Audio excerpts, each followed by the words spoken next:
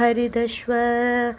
सहस्रार्ची सप्तसप्तिर्मरीर्चिमान् तिमिरोन्मदनशम्भु त्वष्टा मार्ताण्डकौंशमान् हिरण्यगर्भशिशिर तपनो भास्करो रविः अग्निगर्भोदिते पुत्रः शङ्खशिशिरनासनः व्योमनादस्तमो भेदी ऋग्यजुस्सामपारगः घनवृष्टिरपां मित्रां विन्ध्यवीधिप्लवङ्गमः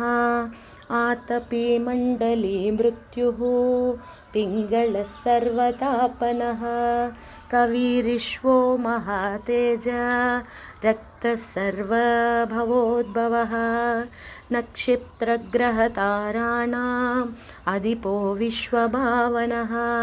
तेजसामपि तेजस्वी